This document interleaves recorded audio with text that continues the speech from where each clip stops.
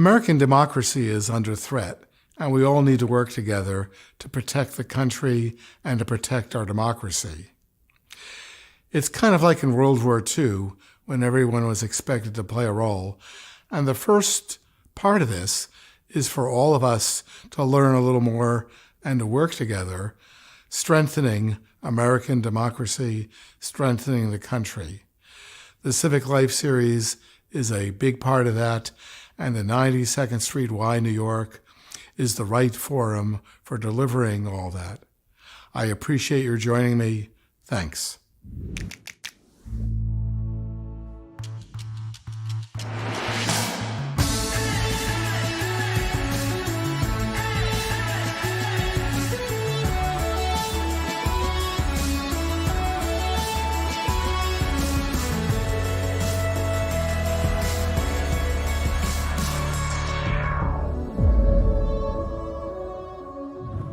Hello and welcome to the 92nd Street Y New York series, The State of New York, where we give you a chance to get to know the people making decisions about New York's future. We want this series to serve as a platform for fostering meaningful dialogue and to introduce you to the decision makers who are creating New York's future, giving you the opportunity to learn more about what makes our city tick and the pressing issues that shape our lives. I'm Seth Pinsky, CEO of 92NY. And today, we're turning our attention to the topic of economic development in New York City, from the Bloomberg administration to the present day. To discuss this, I'm delighted to be joined by Dan Doctoroff, who served as New York City's Deputy Mayor for Economic Development and Rebuilding between 2002 and 2008. Stay tuned after our conversation for our discussion with distinguished journalists and New York City experts Nicole Gelinas, Errol Louis, and Brigid Bergin, who will lend their perspectives on the topics covered with Dan. Thanks to each and every one of you for joining us today. So let's get started. We're joined today by Dan Doctoroff, the former Deputy Mayor for Economic Development and Rebuilding under Mayor Michael Bloomberg, who's held various positions since. Dan, welcome. Thank you, Seth. So I want to talk about your experience in the Bloomberg administration and your work since then. But before doing that, I just wanted to start with a quick question. As many of our viewers likely know, a few years ago, you were diagnosed with ALS. And I just wanted to ask you how you're doing and how you're holding up. I think I'm much better than I thought it would be. At this point, it's been 2.5 years since my diagnosis, and although my voice is weak, I tool around in a wheelchair. I'm still pretty mobile, pretty independent, and I've been incredibly happy. So, that's all you can ask for. Well, that's wonderful to hear, and we certainly all wish you only good luck and best wishes. And I want to return to the work that you're doing around ALS in a few minutes, but maybe we can work our way backwards first before coming back to that topic. And the first question I wanted to ask you was about how you got to city government. The New York Times said about your work in city government that once, and it wasn't so long ago, Dan Doctoroff had more power to decide what got built in New York City than anyone since Robert Moses. And yet your path to city government was not a conventional one. I'm wondering if you could share with our viewers how exactly you got to the position that you held. Well, the origin story was in 1984, I attended the semifinal World Cup game in the Meadowlands. And sitting there, actually standing there, I thought that New York should host the Olympic Games because every team would have a stadium full of cheering for the athletes. And so I left the stadium that day with this idea, and I pursued it. And what I discovered was that some cities had used the Olympics as a catalyst for reinventing their cities. And I believed at the time that New York, which had been void of development pretty much for the last 30 years, needed an upgrade.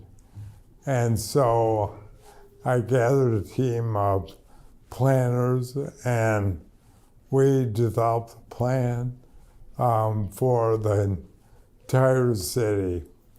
Mike Bloomberg, when he was just a billionaire running his company, gave money, went on the board, and when he ran for mayor, he used a lot of the ideas to as platform. And when he was elected, he asked me to join him in City Hall. I turned him down twice, but he eventually convinced me, and it was the best experience I've ever had in my career.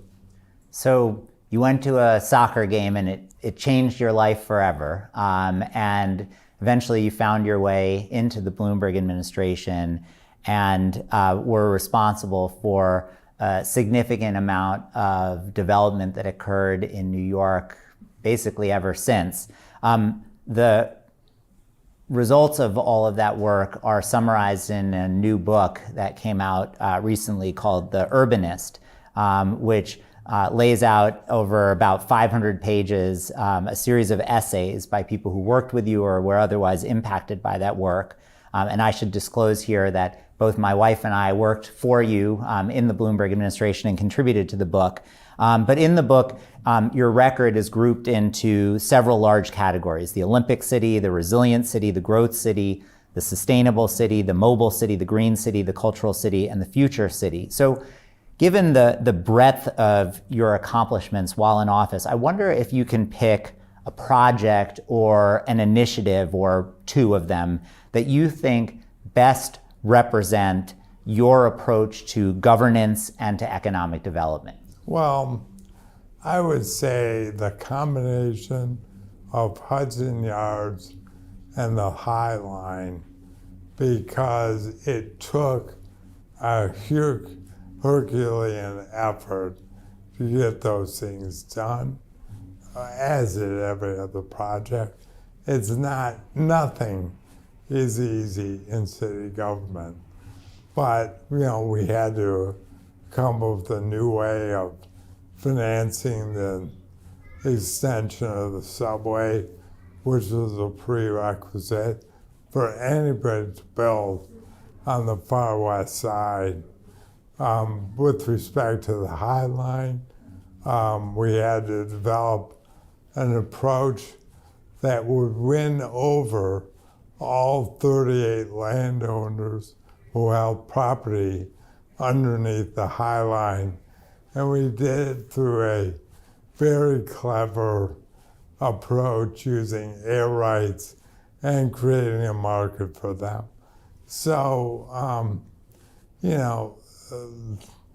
I don't like to say that these two are the most important, but they're representative of the creativity that our team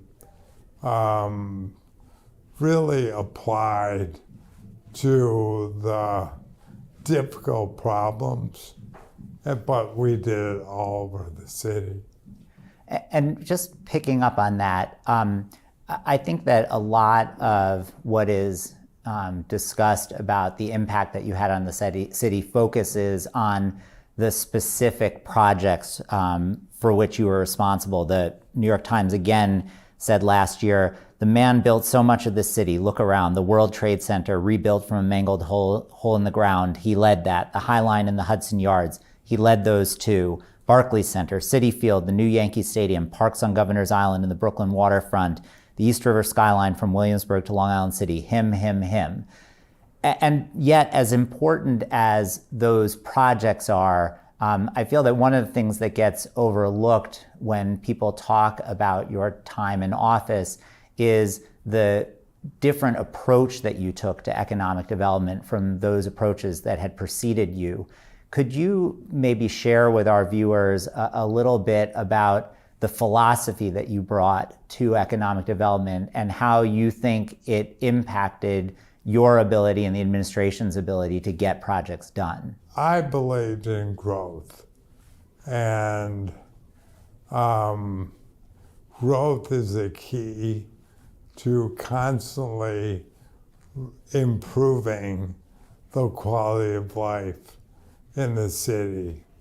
You know, population growth is key. The number of jobs in the city is key. The number of visitors in the city is key. We believed in a theory called the virtuous cycle of the successful city, because the more growth you have, more revenue that you can generate.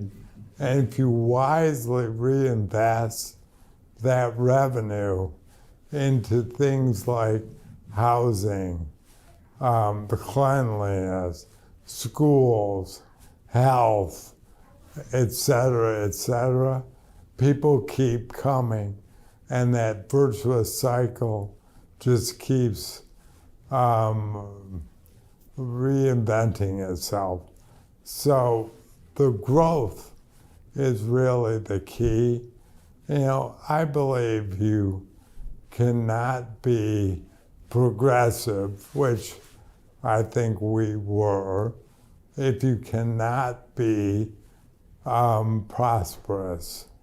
And, you know, we've seen cycles in the 70s, for example, where they went into the reverse, and the city took 25 years to recover.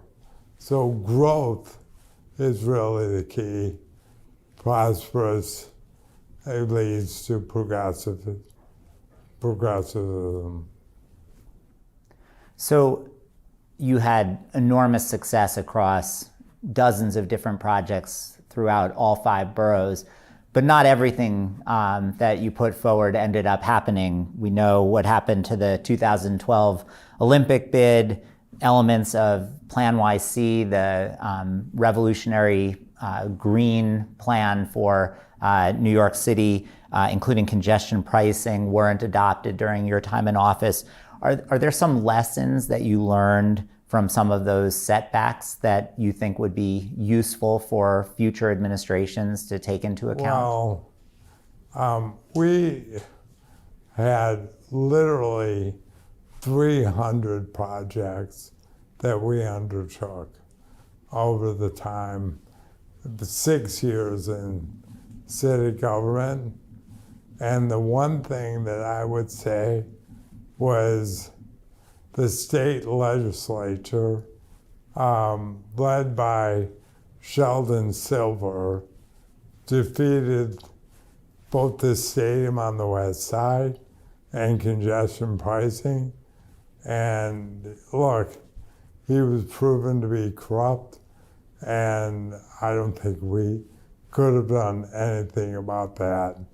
But, you know, the key to getting things done is to listen and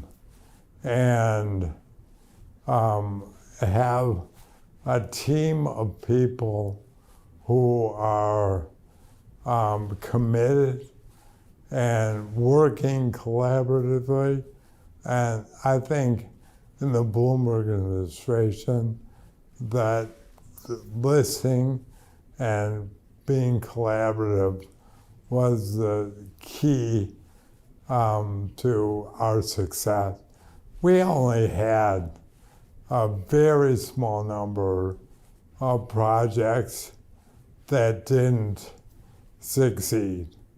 As we mentioned, the stadium, the Olympics, congestion pricing, which is coming back now in the same basic form, but there's a handful of projects that didn't succeed, and we figured it out and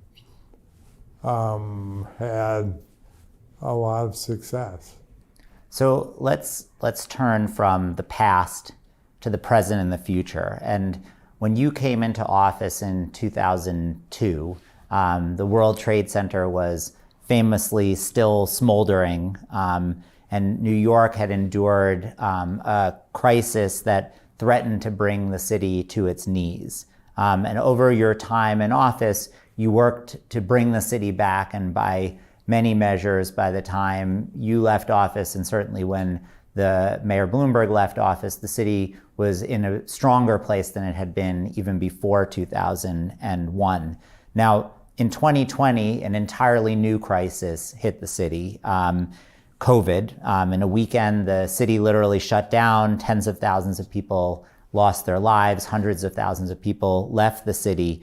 And as the city was struggling to recover in 2022, the Governor Hochul, and the Mayor Adams pulled together you and another former deputy mayor, Brigid Bergin, and asked the two of you to oversee a blue ribbon panel that's entitled the New New York Panel. And the goal of that panel was to develop a plan for the future of the city's economy and the economy of the region. In response to that, you developed what, to me, felt like a very Doctoroff-esque document, which was a 40-point plan called Making New York Work for Everyone. Can you provide a high-level summary of what the panel found through its work and what was contained in the plan? Yeah. There were three major elements of the plan. One was focusing on the commercial districts, mostly Midtown and Lower Manhattan. And you had to bring those back and make them shift from office, places for office, to more mixed use, 24/7, attractive places to go. And Midtown was a major problem, and so we had conversions of office space to residential to other uses, things like childcare, and temporary installations that would draw people back to a Midtown. You got to make it vibrant, and that's critical. The second one was getting people to work faster. Congestion pricing is a key to that. But we work with the MTA to provide quicker access. Ultimately, what we need is for everyone to be able to get to work more speedily. And we had a series of proposals, many of which have been adopted, some have not, but that's the key. Second key. And third is growth. And we focus on inclusive growth and focus on new industries that New York could dominate in like urban technology. But again, what is important is that everyone has access to opportunity. And so there were a series of things like loans for BIPOC businesses and other things that would provide opportunity for all. And when you pulled together this plan, were there lessons that you took from your experience in the Bloomberg administration that you specifically applied to this plan, things that either you wished you had done differently during the Bloomberg administration or that you didn't realize until after your time in city government? Well, I'd say there are two. This notion of inclusive growth, where the opportunity for everyone. We did that some in the Bloomberg administration, but I wish we had done more. And again, building housing. We could have been more aggressive in the Bloomberg administration.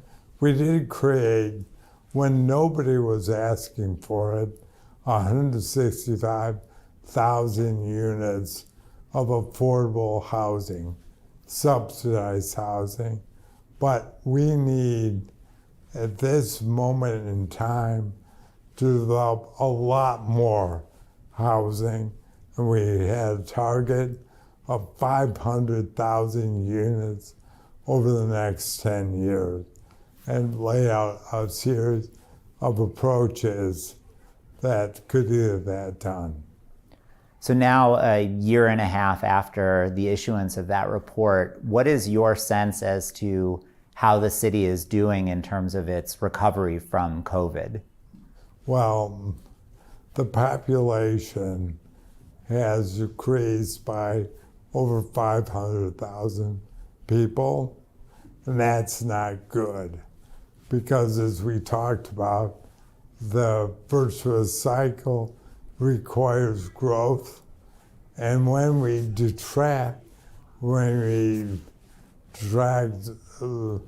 subtract our population, we don't have as much money. I saw a study the other day that compared to 2019, the quality of life that people, New Yorkers, perceive is a lot less or significant, not less good than it was in 2019, and it was when Mayor Bloomberg left office. Quality of life is everything. That's what attracts more people, what attracts more money, and allows us to invest wisely back in to the city. I think we need to instill confidence and have the city grow. And it's interesting that you talk about quality of life because as we prepare for these conversations, we talk to members of our community to ask them if there are specific questions that they would want to ask of our guests. And one of the things that struck me in those conversations that we had leading up to this conversation is how negative so many people are about the current state of the city, which is strange because if you think about where we were a few years ago, the recovery in many ways is miraculous. We're at a record number of jobs. The streets are busy and active. Retail vacancies are being filled in. Subway ridership is, depending on how you measure it, back to 70 or 85% of what it was from 10% at one point during the pandemic. If you were in city government today in your old role, are there one or two things that you would focus on? And maybe you mentioned this already with quality of life, but are there one or two other things that you would focus on or approaches that you would take to try to change this this disconnect between the reality of on the ground and how people are perceiving the state of the city to be? I don't think people are wrong in terms of their perception. Crime is still higher than it was in 2019. The streets are dirtier. Parks are not as clean. And that's what people perceive. The educational system is drifting. And so I don't think people are wrong. Yes, we have improved a lot, but we are still losing population. And, I always viewed the population as the primary indicator of the competitiveness of New York. We compete with other cities around the world. And when we are attractive, we grow population. And when we're less attractive than other places, we lose population. And that becomes a vicious circle, and we got to pull out of it. And the way to pull out of it, and I think we did this after 9/11, was to have a broad plan that instills confidence in the private sector. We always believed that the city government and the private sector had to work in tandem because the private sector has so much more money than the city government does. And but you've got to instill confidence in the future for people to stay and for businesses to invest. So before concluding, I want to just shift gears one more time and return to the topic that we opened with, which is the topic of ALS. And back in 2013, you founded an organization called Target ALS to bring a new approach, much as you did in city government with economic development. You wanted to bring a new approach to the fight against this terrible disease. Your father and your uncle both died from ALS, and now you are struggling with the disease yourself. Can you talk to our viewers a little bit about what the philosophy behind Target ALS was and some of the really remarkable progress that you've made to date through this work has been? ALS was discovered in 1870, and there was very little progress up to 2010. And when my uncle died in 2010, and I viewed it as hereditary in my family, which made it deeply personal, I decided I had to do something. And rather than me knowing everything, because I knew nothing about ALS other than the devastating disease that it is, I gathered a team of experts and asked them to develop hypotheses about why there had been so little progress. And they came back with 6 hypotheses about why we'd made so little progress. And we created Target ALS to correct for those flaws. And so what we do is we fund multidisciplinary consortia of researchers, often combining industry and academics. And that has been a remarkable success. 60% of the consortia that we have funded have led to drug discovery programs on the part of pharma or biotech. 7 clinical trials have been launched based on the research and 5 biotech companies. We also provide core tools and resources that scientists need to do their work. And we provide them for free. And those have been used on over 1,000 projects over the last 10 years and led to major advances in understanding the genetics, the biology, and ultimately having theories on treatments. We also focus on getting industry involved in this disease, because the industry is the only one that can do clinical trials, and so you got to get them in early, and we involve them in everything that we do. So those 3 things, and there's a series of other things that we do, have really catalyzed the ALS research industry.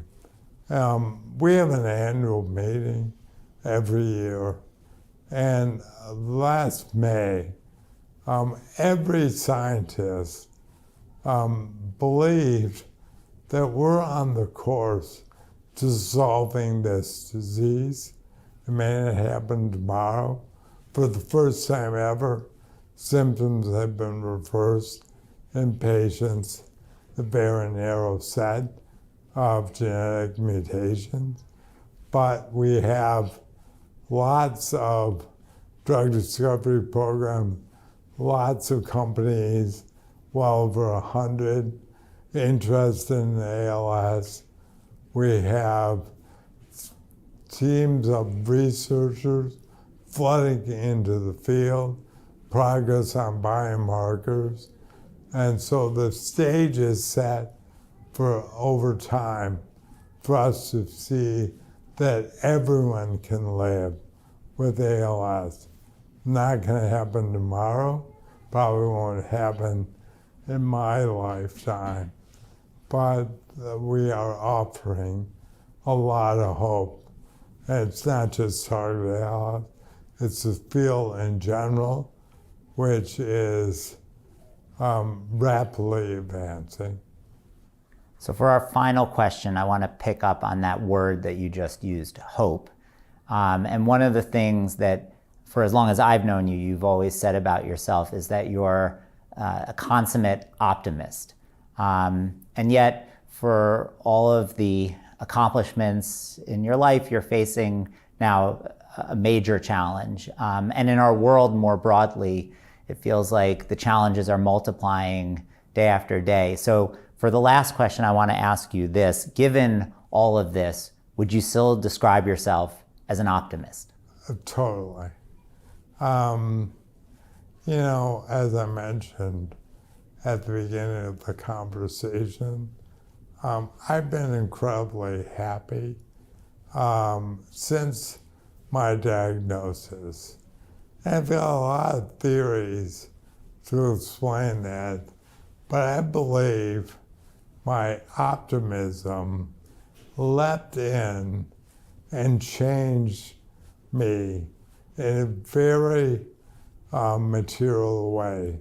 I always used to think about the future. I don't anymore, with one exception. And I'll get to that in a second. But I've lived day to day, and not thinking about the future has been an enormous benefit to me. And the other reasons I'm happy is I've been so surrounded by so much love and affection, and that feels good. I am also grateful for the life I've had. I don't have any material regrets. I'm proud of what I've done in my career and the outside interests. I have a wonderful family, lots of friends. But the most important thing for me is that I have purpose. And my purpose is making sure that we can eradicate the scourge of ALS. And we're well on the way to doing that. You know, when I was diagnosed, I said with no understanding that I could do it, I was going to raise $250 million for Target ALS. We're getting very close, and you know, that has given me purpose, and so, you know, optimism plus purpose, plus being grateful, plus being loved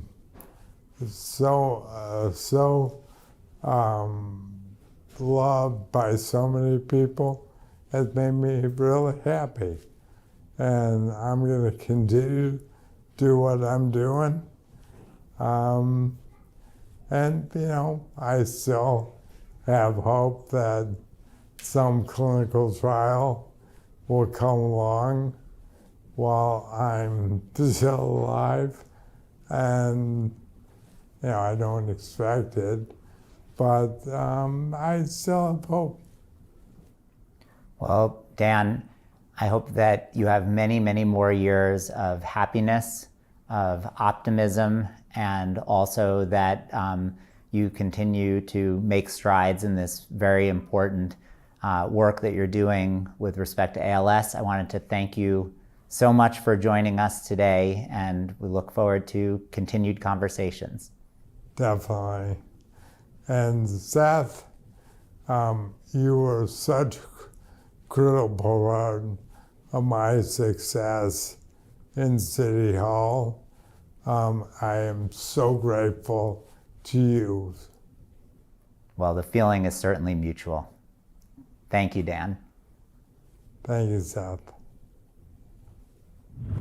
I'd like to welcome our panelists back to discuss the conversation we had a day or two ago with Dan Doctoroff following the publication of a new book, The Urbanist, which put in one place the lengthy list of accomplishments under Dan while he served in the Bloomberg administration. And as a starting point, one of the things that is highlighted in the book and that we also discussed with Dan was the unconventional path that he followed into city government.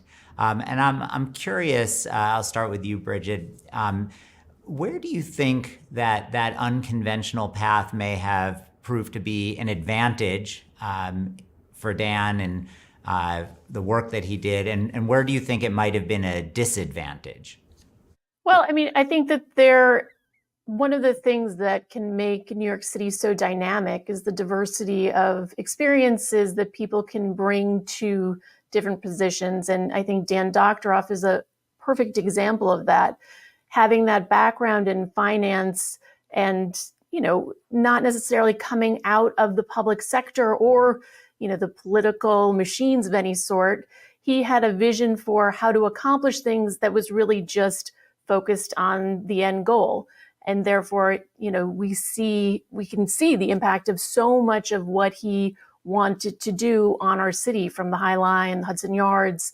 And he didn't get bogged down in some of the backroom politics. Now, on the other side of that, you know, because he wasn't someone who wasn't necessarily going to try and figure out the most political way to accomplish something, we know that there are things that were part of his plans, anything from congestion pricing or the West Side Stadium, that just ran right into the obstacle at the time, which was the Assembly Speaker Sheldon Silver, who would not let those things move forward.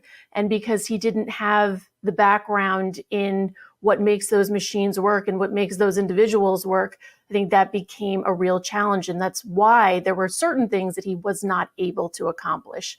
But I think his story is there's something about it that's really exciting and a real reminder of what the city can do when we have people who bring their variety of experiences to the table to the benefit of all of us. And just to build on the point that you were highlighting with the Olympics, as we know, and as Dan discussed in our conversation, the impetus behind the Olympic bid was this notion that other cities in securing the Olympics had used the Olympics as a catalyst for development. And Dan said that his feeling was that after 30 years of relative stagnation and lack of development in New York, the Olympics might be the shot in the arm that we needed in order to move development forward. As we all know, and as you highlighted, Brigid, at the end of the day, for a variety of reasons, the state legislature being a big part of it, we didn't end up securing the Olympics. But some people have said subsequently that even though we lost the Olympic bid, the process of putting the bid package together served the same purpose, and that we were, in effect, winners even though we were losers, because we didn't have to deal with all of the congestion and headaches that come with hosting the Olympics, but we got the benefit of the planning. I'm wondering, Errol, as you look back at that era, do you think that, in fact, we won by losing, or how would you assess where we ended up as a result of that Olympic bid proposal? I thought there were a lot of really interesting proposals, and the fact that the conversation happened was certainly beneficial to the city. There were areas of the city that had not really been touched, and the idea of, say, a velodrome, I think in the Bronx, was one of the proposals that caught my eye, and just thinking about what you could do was really helpful. It was a shot of innovation, and we had, at the time at least, it's not like we were suffering from a surplus of innovative ideas. So that in itself was good. There was, of course, the other side. There was a great fear among many in the political class that these ideas were not tethered to the advancement of the people in the city across multiple classes and in every corner of the city. Some of those fears, I think, ended up being somewhat justified. So there was the kind of tension that you would expect in a city like New York, where people would say, well, what's in it for me? What's in it for my group, my neighborhood, my interests? And I thought Dan was refreshingly candid in saying that not all of that was known, not all of that was accounted for, and it made for kind of a rocky ride by the time all the dust settled. And something that I thought was interesting in the conversation was when asked what distinguished his approach to economic development from the approaches of others before him, what he really highlighted was his single-minded belief that growth was critical for the well-being of the city. As he said, if the city attracts population, if the city attracts investment, it gives us the resources to improve quality of life, which allows us to attract more growth and more investment, and so on and so on and so on. Nicole, I'm curious, do you think that philosophical approach to economic development is the right philosophical approach, or do you think that there's something missing from that approach that are lessons that we've learned subsequently? Well, I would actually put Dan Doctoroff more in a continuum of the city's philosophy rather than a major break in the city's philosophy. And I do that because it has implications for what we do next. So you go back to the 1950s, and there were signs that New York was faltering in its ability to keep growing population, growing jobs. The manufacturing industry, which was our main driver of jobs back then, was already moving to less dense suburbs and then moving down to the south and then moving overseas. We were losing the garment industry, which employed 1 million people, and these were working class and middle class jobs. So it was kind of, what after World War II, the Wagner administration was the first modern administration in the sense of what do we do now to keep growing, because growth solves a lot of problems, as Dan said. And their strategy was white collar jobs. And you started in the Wagner administration of the philosophy of attract developers who want to build big skyscrapers that can be sort of white collar jobs farms. And you saw that continuation in the Lindsay administration, fun city. People made fun of it at the time, but that ended up being the city's successful philosophy: get white collar workers who had a choice to be here because the city offered amenities. So you had the buildup of our core Manhattan skyscraper corridors. During these administrations, there were obviously blips, including pretty big blips in the entire 1970s, as Dan talked about along the way. But this philosophy of growth through skyscrapers and the office workers who work in skyscrapers, and then taking the massive tax revenues that they throw off and using those tax revenues to solve other problems, worked for New York City more or less from the 1950s until 2019. Hudson Yards was the latest and perhaps the most ambitious, if you think about building an entire neighborhood of skyscrapers from scratch, the most ambitious iteration of that philosophy. But it wasn't a break from that philosophy. And I think the issue that we face now is, with the white collar workforce basically stagnate, with Hudson Yards, this is not a criticism of Hudson Yards per se, but just an observation that it hasn't created new office jobs. It's largely taken office jobs from the traditional spine of the city. Can this philosophy of building more office space and attracting more white collar jobs still work? And if it can't work, what do we do next? I mean, we haven't faced that question of a real break in New York City's economic strategy for 70 years. Well, and speaking of that economic and economic development strategy, another point that Dan made in pushing this notion that growth is the key was he made a statement that you can't be progressive without being prosperous. And he didn't put that on the table in a polemic fashion, but my sense was that there was implicit in that statement an argument against some of the more recent approaches that have come out of the more progressive wings of the wing of the Democratic Party that has certainly been less supportive of the more prosperous end of the economic spectrum, and in some cases, for example, with Mayor de Blasio, actually being hostile to business interests, to the wealthy. And I'm wondering, Brigid, what do you think of Dan's statement? How do you react to a statement that you can't be progressive without being prosperous? I mean, I thought that statement, but then also his reflections on some of what he felt like were missteps or missed opportunities in the administration, knowing that that is sort of the underlying philosophy of how he thinks about what a city needs to be successful.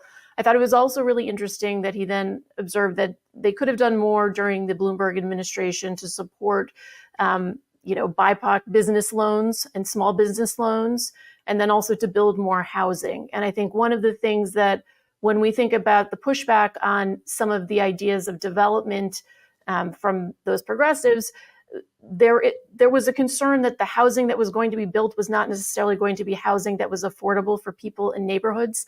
And there was a bit of a backlash to some of the gentrification that did occur as a result of some of the building that took place during the Bloomberg administration. And so I thought it was interesting to hear him as someone who we know was really focused on these major projects, think more about some of the other ways and some of the other communities who maybe had not benefited from the development that took place under the Bloomberg administration, how part of what needs to be a consideration is how to make sure that more people within the city are benefiting from that philosophy. So if prosperity is, what you need, then how do you make sure that people have access to achieving that in different ways?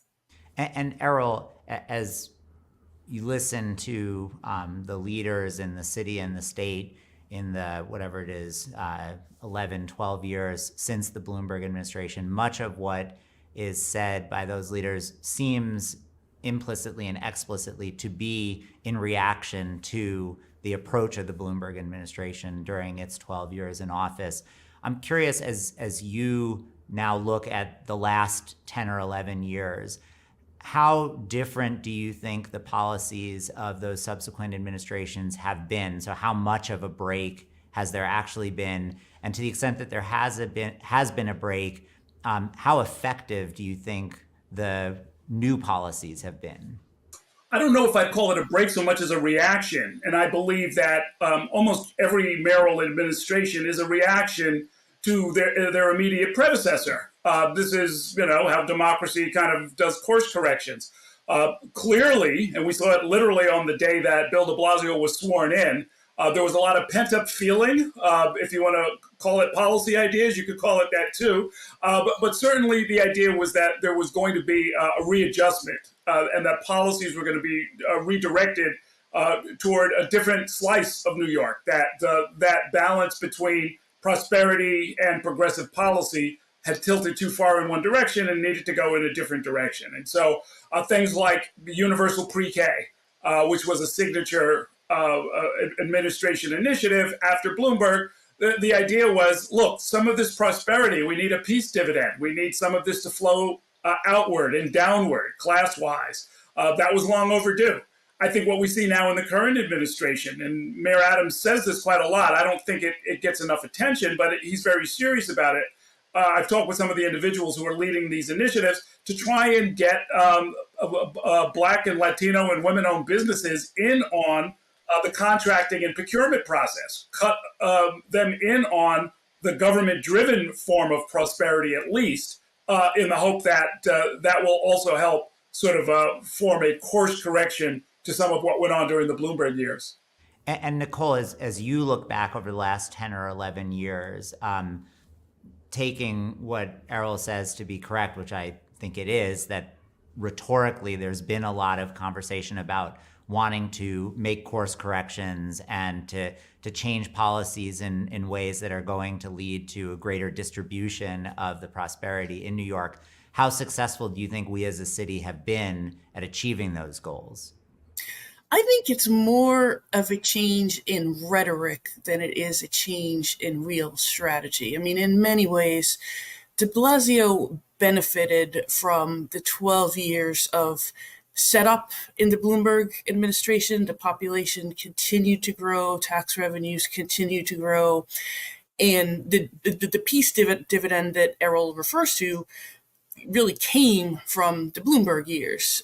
So, de Blasio had the luxury of saying, we don't have to worry about explicitly rebuilding business confidence after 9/11, rebuilding confidence even well before 9/11 in the Koch era, and trying to get the office, financial, legal, other high-end office worlds to be confident in New York City again, because they were confident after the 12 years of the Bloomberg administration. And even something like pre-K, it was not an anti-poverty program. It was a universal entitlement. And some of the people who most took advantage of pre-K and are full of the most praise for pre-K are upper middle class and even upper class parents. So this was not, de Blasio was smart in that he structured it as a universal program that everyone could get behind. I think with Adams, it is an explicit return to a growth strategy. I mean, every other word out of the mayor's mouth is city of yes. We're going to build all these things. We're going to do all these things. But it is a It is the opposite of Bloomberg in terms of not strategy, but the execution. Bloomberg, without saying he was going to get things done, actually got a lot of things done, whether you agree with those things or not. They did them, and Doctoroff is kind of the embodiment of that in this conversation with you, whereas Adams has all of these ideas and still not able to execute on a major idea that would actually make business confident in making a long-term investment in the city. And how about from your perspective, Brigid, how much of a change do you think there has been in the two administrations that have come since the Bloomberg administration? And how, to the extent that there has been a change and a change in focus, as Errol described, how effective do you think each has been in achieving these new goals? I think we did hear in the de Blasio administration a shifted focus and as a reaction to the kind of housing that was built during the Bloomberg administration, trying a push towards making things more affordable. And I think that that's a conversation that we're continuing to hear, but there are a lot of reasons why I think it's been more of a challenge during the Adams administration. And I very much, I think, agree with Nicole's point that while I hear much more of an echo of this sort of Bloomberg style rhetoric in the Adams administration in terms of a desire to get more things done, there isn't the big idea, the big project, even the aspirational dream of something like an Olympics that you hear in the administration organizing itself behind. And I think that becomes a challenge and probably a political one come, just about a year from now. So, Errol, in the second half of our conversation, we switched gears, Dan and I, to a conversation about the New New York panel, which was organized by the mayor and the governor with the goal of trying to get the city and the region moving again post-COVID. And we talked about the three parts of the plan that emerged from that panel: the focus on revitalizing the city's commercial districts, improving mobility, especially for commuters, and getting the growth machine humming again, with a particular focus, as we've been discussing, on inclusivity. From your perspective, Errol, how successful a blueprint has the plan actually been? And do you think that as a city and a state, we're following that blueprint? And to what extent are we not? Yeah, unfortunately, I don't know that we are. And some of that has to do with leadership styles and leadership choices. I think it's a real mistake that this city administration made from the beginning by not identifying some big, broad goals against which their administration could be tested. Getting stuff done in a generic sense just doesn't move people, doesn't inspire confidence. I think at the same time, as you have those leadership questions, and the governor, for her part, by explicitly saying she wasn't going to be as forceful, as much of an arm twister as her predecessor, Andrew Cuomo, I think there's some concerns that might, in fact, lead to a lot of political tussling, which is what we're seeing, and a deadlock, in fact, over building affordable housing, or really housing of any kind, with state and city support. So they've got their work cut out for them. For the rest of us who have to sort of take this framework and see what we can do with it, the other critical issue that really has to get addressed is that people have an ability to defect from these kind of plans. They have an ability to defect from the region. The work from home revolution, even though it's only a small percentage, it's a much larger percentage than it used to be of the workforce. That can be, we could be joining you from anywhere. I'm joining you from Brooklyn, but I could be in Brazil. And we're seeing more and more that that I think is going to be a critical issue, that people don't have to declare that they've broken with or are leaving the city, but they can quietly slip out the way so many people did. I remember during the pandemic, you talk with people, and I had never realized how many of my friends had country homes or had acquired them until you start looking at some of their backgrounds. And to pick up on that point, that was really the last topic of our conversation, was talking about how Dan felt that the city was doing today. And it all kind of came full circle because what he talked about was that from his perspective, the best indicator of the health of a city is whether the city is growing or not. And he felt that the fact that the city has been shrinking in population, that we're not seeing the same levels of investment in the city that we had seen pre-COVID, was a very concerning sign. And he believed that the reason for that was a decline in quality of life, which is something that we've talked about with several of our guests. Nicole, I'm wondering if you agree with him that the decline in population in the city, first of all, is connected to quality of life, or if you think there's something else behind it.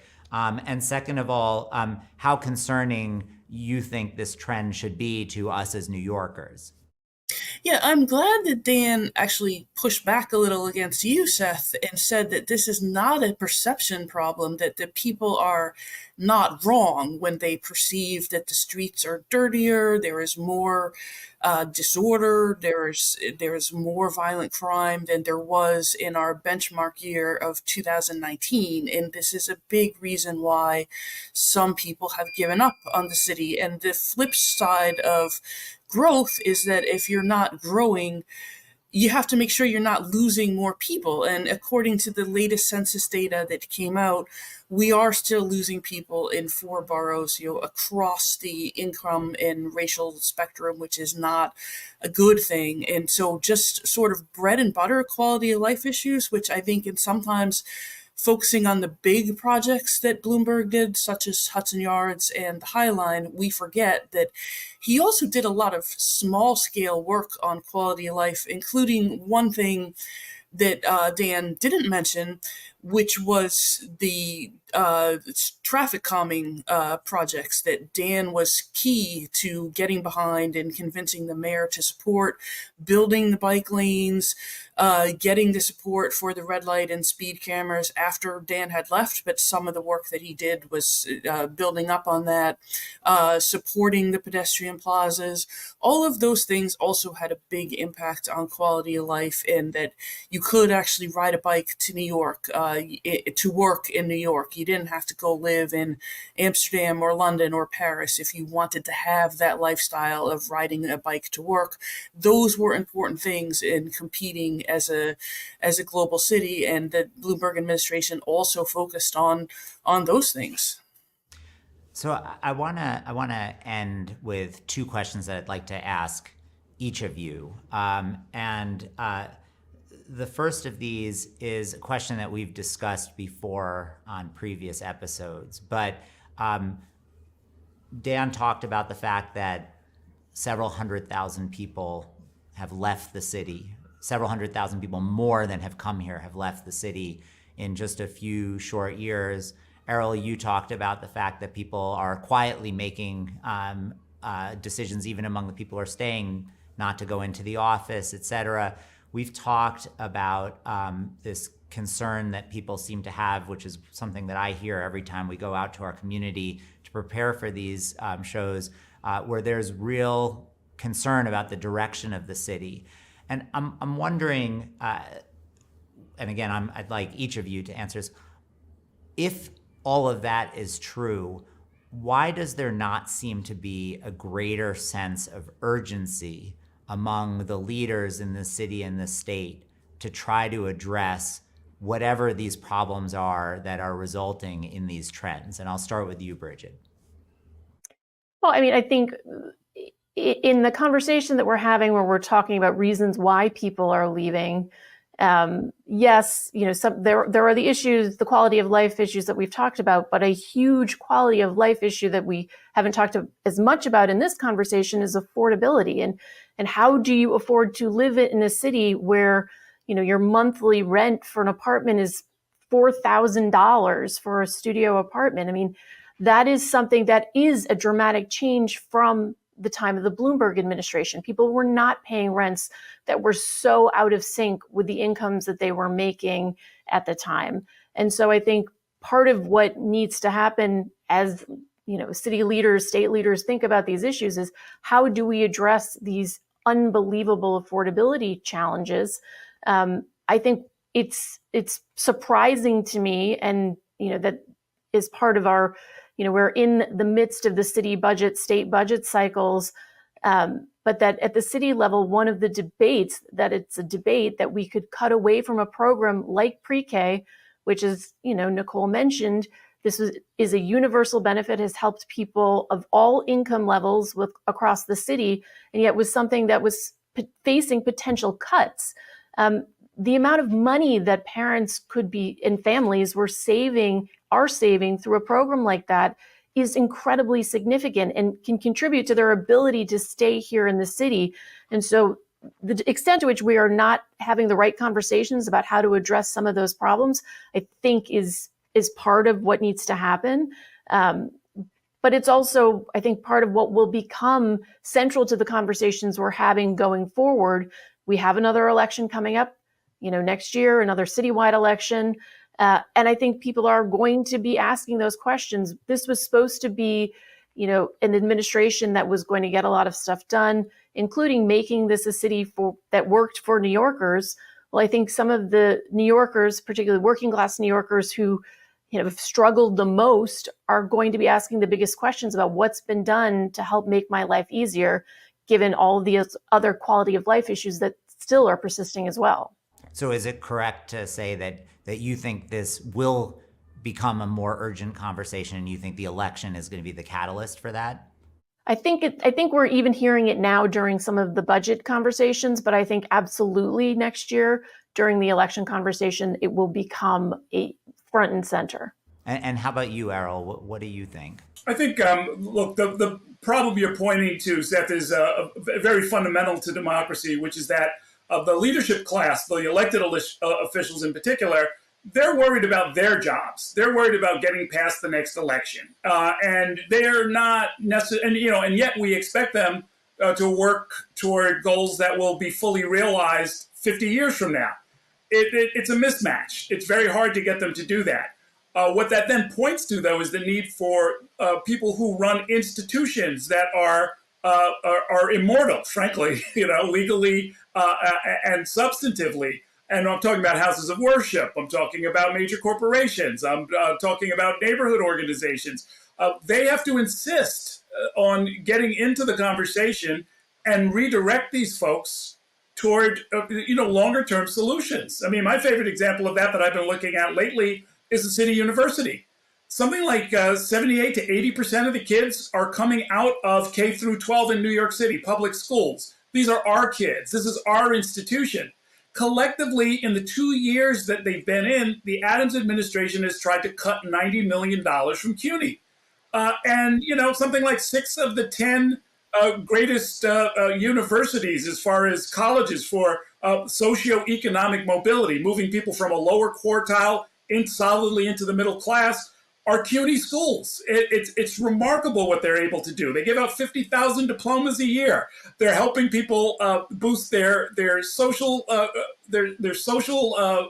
standing as well as their income. I mean, it's just every dollar you put into CUNY yields more than $1 back, right? And it's in the relatively short term. That's not even like a 50-year investment, and we have a hard time getting the city to even focus on that. So we've got a lot of work to do. And people watching this, because these institutions, including the Y, have got to make their voices heard before we get too far into this election season. And how about you, Nicole? What do you think?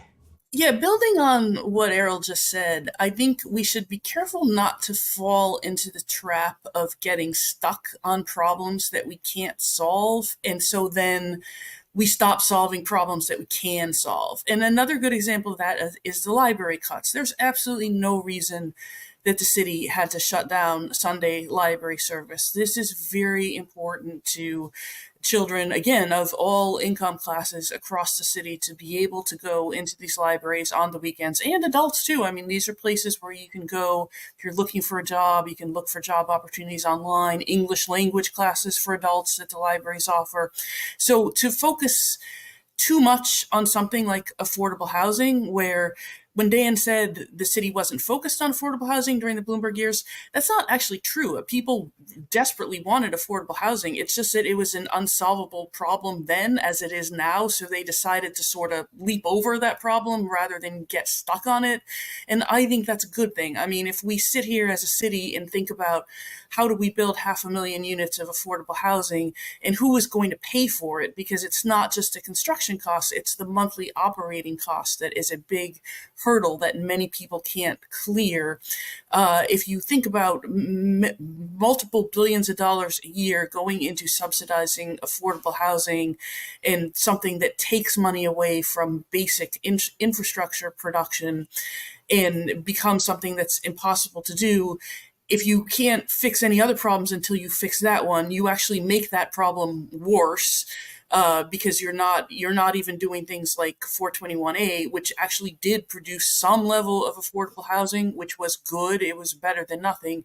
And you're also not addressing the problems that you can solve and keep the population that you already have. So once again, we can conclude that there are some big challenges that are facing our city and our region. I guess from looking forward, maybe we can wrap up by looking quickly backwards and bringing the conversation back to Dan Doctoroff and his legacy. 50 years from now, when all of the problems, Errol, that you were talking about still haven't been solved, but when New Yorkers are looking back at Dan's time in office, what do each of you think that his legacy will be, and how do you think history will judge his record? And I'll start with you, Brigid. I mean, I think history will be kind to him. I think that he has tangible achievements, all across the city. There's a great map. I was looking at the new book, The Urbanist, and that great map on the inside of it that shows all the different projects, up close to 300 that the administration under his leadership was able to accomplish. Yes, there were definitely people who were adversely impacted by some of them, but when you're strolling along the High Line, when you're walking through Hudson Yards, when you're looking at the redevelopment of Long Island City, in ways that make those spaces accessible for more people, I think that will certainly be part of his legacy. And I think that's something to be very proud of. And how about you, Errol? Well, at the sort of the high end of things, the glittery end of things, I spent a fair amount of time at Hudson Yards, where CNN is based, because I do some work there. And then my main job is in Chelsea Market, another project from those years. And I walk down the High Line from one place to the next, and it's just hard to escape. I mean, you have to push your way through these tourists in order to even have that nice walk. And it's a perfect example of the things that you were talking about with Dan. But honestly, going back to something I actually wrote a long time ago, at the end of the first 4 years of the Bloomberg administration, in trying to sum up what had happened, I wrote at the time that one of the big things that would later be recognized was the rezoning of downtown Brooklyn. And I see that every day when I'm on my way into the city, is that they really, not many people can say that they remade the New York skyline. But that's what they did by making that possible. And that's government at its best, not necessarily dictating what's going to happen, but just making it possible so that if and when private actors in the marketplace want to make something spectacular go on in New York is welcome and accepting and helping it to happen. That is something I think that I'll never forget. And I think a lot of people will notice that when the history books are written. Great. And last but not least, Nicole, what is your thought about this topic? Yeah, I think the physical emblems of Doctoroff's tenure, including Hudson Yards, arguably the most controversial one, will be fully integrated into the city, but in a way that we can't predict or expect right now. Just like the old World Trade Center before 9/11 was finally becoming fully integrated into downtown as a place where now, when they were finally building some housing down there, it was basically becoming people's backyard, and they were using it in a very different way, using that mall in there in a different way than had been envisioned in the 1960s and 70s. I think we'll see the same thing with Hudson Yards. New York eventually makes every space in the city successful, and that will be made successful in a way that we just can't conceive of now in terms of uses for the infrastructure, including the important infrastructure of the number 7 line extension that Doctoroff kind of laid the basis for, but none of us will see the eventual result of that, in the long term of the city. Great. Well, with that, I will thank each of you, Brigid, Errol, Nicole, for your time and for your insights. And I look forward to our next conversation. Thank you so much. Thanks, Seth. Thank you. Thank you so much for joining us today. From the 92nd Street Y, New York, I'm Seth Pinsky.